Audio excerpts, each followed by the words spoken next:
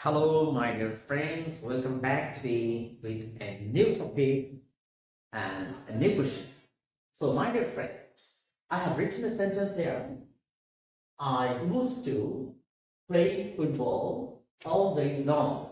So, used to এই বিষয়ে কথা বলা দরকার কারণ এটি আমাদের প্রয়োজনীয় একটি বিষয়। Used to এটি একটি modal auxiliary verb. Modal auxiliary verb কাকে বলে সেটি আমরা খুব বেশি কিছু না বলে একটা কথাই বলি যে মডাল ভার্ব হচ্ছে সেই সকল ভার্ব যে সকল ভার্ব স্পেশাল কিছু অ্যাটিটিউড প্রকাশ করে।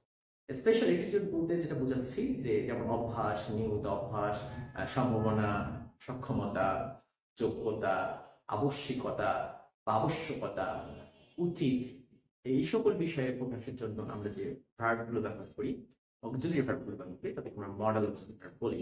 এই ভার্বগুলো সাধারণত সাবজেক্টের কারণে পরিবর্তন হয় না। যেমন আই ক্যান রিড, আমি পড়তে পারি। এই ক্যান মানে পারি। আবার আই মে রিড মানে হচ্ছে আমি পড়তে পারি। অ্যাবিলিটির কথা বলা হয়নি, এখানে সম্ভাবনার কথা বলা হয়েছে।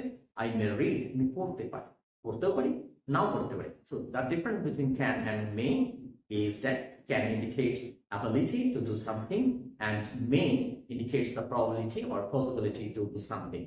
So if I use may, it takes a different meaning, and if I use can, it also takes a different meaning.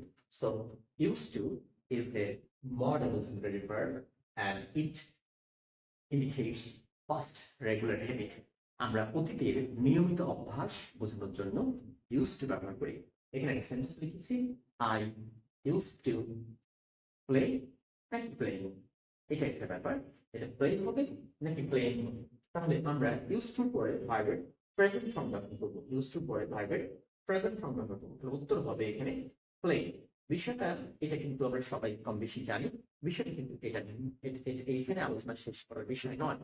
তাহলে ব্যাকরণ যে টপিকটা হলো এরকম যে used to সাথে যদি সামনে কিছু যোগ হয়, used to সাথে যদি সামনে কিছু যোগ হয় তাহলে কিন্তু আপনিও যোগ করবেন। যেমন এই যে এখানে বলা যেতে পারে আই অ্যাম ইউজড টু যদি বলা হয়, যেহেতু এখানে আই আছে তাই এখানে আই অ্যাম ইউজড টু দিলাম। আই অ্যাম ইউজড টু যদি দেই তাহলে এখানে কিন্তু এরপরে ভার্বটা জার্ন ফর্ম হয়ে যাবে। এখানে ভার্বটা আইএনজি ফর্ম হয়ে যাবে। ভার্বটা কি হয়ে যাবে? আইএনজি। কেন? অ্যাম ইউজড টু। তাহলে আমরা বলতে পারি be verb used to, be verb plus used to plus ভার্বের সাথে আইএনজি যুক্ত হবে। Be verb plus use to plus ভার্বের সাথে আইএনজি যুক্ত হবে। তারপর যদি বলি গেট ইউজ টু, তারপরেও ভার্বটি আইএনজি যুক্ত হবে। তারপর যদি বলি গ্রো ইউজ টু, তারপরেও কিন্তু ভার্বটি আইএনজি হয়ে যাবে। সো প্রথমে ইউজ টু পরে ভার্বের প্রেজেন্ট ফর্ম বসলেও আমরা টু এর পরে শুধু ইউজ টু যদি আমরা বসাই তাহলে আমরা শুধু ভার্বের বেস ফর্ম বসাতাম। কিন্তু টু এর পরে যখন আমরা am used to ব্যবহার করেছি তারপর এর সাথে আমরা ভার্বের সাথে আইএনজি ব্যবহার করেছি। সো বন্ধুরা, এই যে রাশিদ ইংলিশ কেয়ারে আপনাদের ক্লাসগুলো আমি নেওয়ার চেষ্টা করছি। সো আমি বলি আমরা আসলে ইংরেজি নিয়ে কাজ করতে পছন্দ করি। ইংরেজি নিয়ে আমাদের ক্যারিয়ার ডেভেলপমেন্ট অনেকগুলো প্ল্যান আমাদের রয়েছে।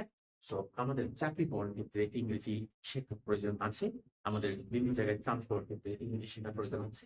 ছোটদের থেকে বড়দের সকলের ইংরেজি শেখার প্রয়োজন আছে।